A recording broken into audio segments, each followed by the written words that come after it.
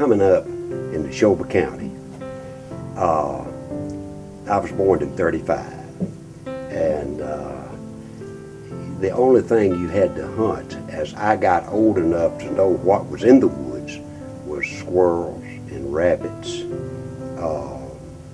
possum. Deer didn't exist. Turkey was unheard of, and so songbirds was my primary target with a slingshot. And I don't know, I've always had a keen interest in the outdoors and a love, I guess you'd say, for the hunt, for the stalk, for the lookings and seeing. And I spent more time learning the names of the birds and the trees than I did my homework. And my mama said, if you don't start studying and learning something out of those books, you're not going to ever amount to anything. But I never did have that enthusiasm of studying the books. But I've always tried to watch nature and enjoy it and learn as much as I could about it. And growing up, the slingshot was not the weapon of choice. It was the only thing I had because this was before World War II. And then when World War II came along, I had 4 older brothers, and they all went into service over a period of 2 years. And so I was left alone to roam the woods and hunt. So it was a wonderful experience, even though we didn't have the wildlife that we have today. But the joy of the hunt or catch the fish was a great, it was exciting.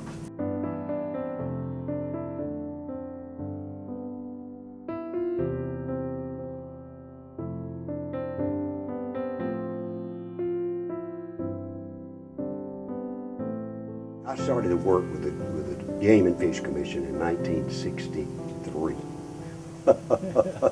And at that time, deer had been stocked on what we call wildlife refuges, or on national forest lands, which was the nearest to this part of the country. By that time, I had moved to Newton County and was living here at Decatur.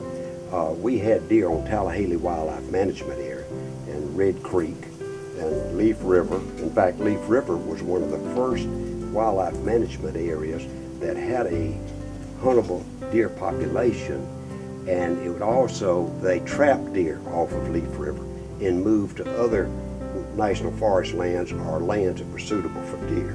And so we began to see the deer population increase. So the first deer hunt I went on Tallahassee Wildlife Refuge was in about 1960, and killed my first deer there in 1961. And deer was beginning, they were on those management areas, and as time went on, they moved off of those areas and spread out throughout the county around here. And then the Department of Wildlife was trapping in other areas, and they were moving to other suitable areas for deer. And so we began to see deer come on the scene. The wild turkey was slower because they had a lot of things going against the wild turkey. They tried tame turkeys at first. That didn't work. And so the wild turkey had a tough way to go. But it began to increase. And we began to see things change as far as guns. I remember the first gun I ever hunted deer with was a single barrel shotgun. And I didn't have enough money. I bought that gun that year, and I didn't have enough money to buy a box of shells.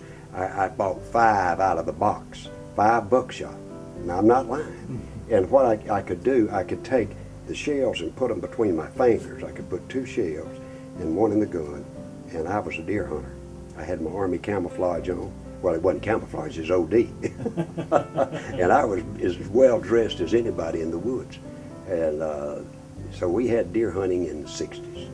And the populations increased, and the turkeys' populations increased, and we began to see hunting come on the scene.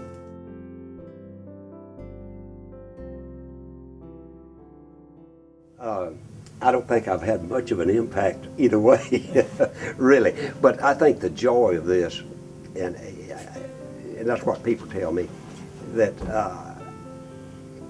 they sense that I enjoy what I'm doing. And I know that I want to see things happen in Mississippi in the way of hunting and fishing improving.